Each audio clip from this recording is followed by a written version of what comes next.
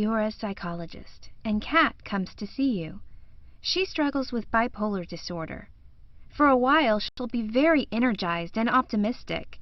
Everything seems to fall into place for her, and she can go several days without sleeping. But then, it's like a light switches off inside of her. She becomes despondent and listless. She's exhausted all the time and isn't interested in doing any of the things that she normally finds fun. For years, Kat has been struggling with these swings in her mood and energy levels. But recently, things have gotten worse. She's starting to think and talk about hurting herself. Her friends and family are concerned and have forced her to come to see you, a psychologist. Whether Kat comes on her own or is forced to come to you by friends and family or through a court order, she has certain rights, and you have certain responsibilities that apply to her and anyone else who seeks or is ordered into therapy. Let's look closer at 3 patient rights within the world of psychology: confidentiality, the right to treatment, and informed consent. So, you're a psychologist, and Kat is under your care for bipolar disorder. One day, as you're working out in the park, you find out that one of your workout buddies is a colleague of Kat's at the company where she works. Kat's coworker says he's concerned about her. He's seen that she sometimes acts depressed, and he doesn't want her to hurt herself. You tell him that she'll be okay. She's got bipolar disorder, and you're working with her on overcoming her issues. It might seem like you've just done a good thing, reassuring Kat's friend that she'll be okay.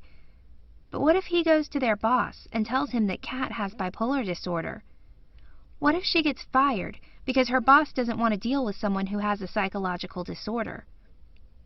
You've broken one of the main ethical and legal obligations of a psychologist, that of confidentiality. Psychological patients, like medical patients, have the right to talk to their therapist in almost complete confidence. Only under a very few circumstances can a psychologist reveal anything about their patients. Confidentiality isn't the only right that patients have. According to a famous article by Morton Birnbaum, psychological patients have a constitutional right to receive such individual treatment as will give them a realistic opportunity to be cured or to improve his or her mental condition. Essentially, Birnbaum argued that psychologists have a duty to provide treatment that will help the patient. What does this mean in practice?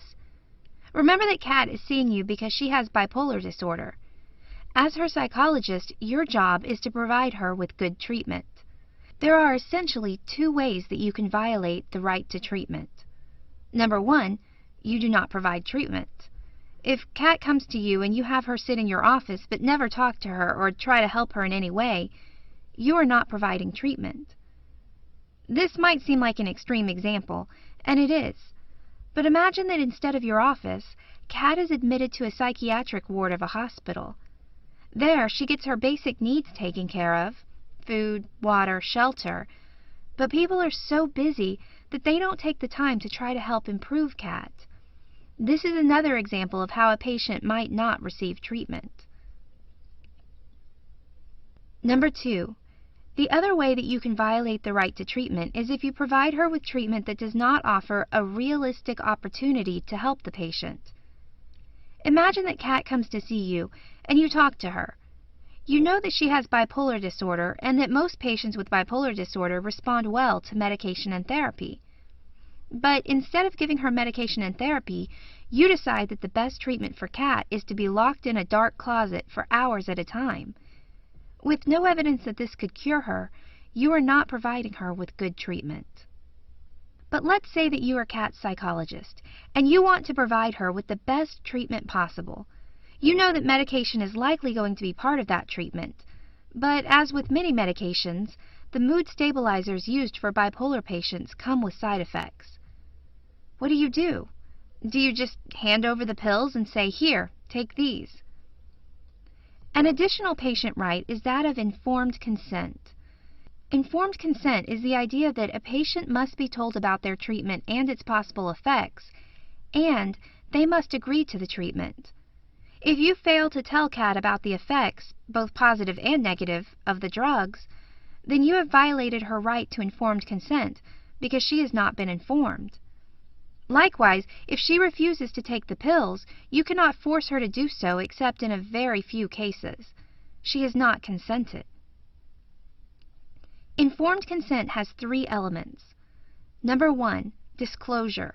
You must explain the treatment and its effects to Kat. Number 2, lack of coercion. You cannot force Kat to agree to the treatment. And number 3, competency. If Kat is a minor or is in some way not competent to give consent, you must gain it from a parent or guardian. Informed consent, like confidentiality and right to treatment, is meant to protect the patient from unscrupulous mental health practitioners. It is not only a legal requirement, but an ethical one, and no ethical psychologist will offer treatment without informed consent. Within the mental health profession, there are certain legal and ethical rights that patients have. Confidentiality ensures that patients' privacy is respected by their psychologist.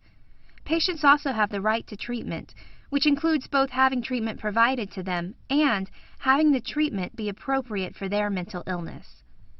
Finally, no treatment may be given without informed consent, which involves disclosing the effects of a treatment to a patient so that he or she can make an informed decision about whether to agree to treatment.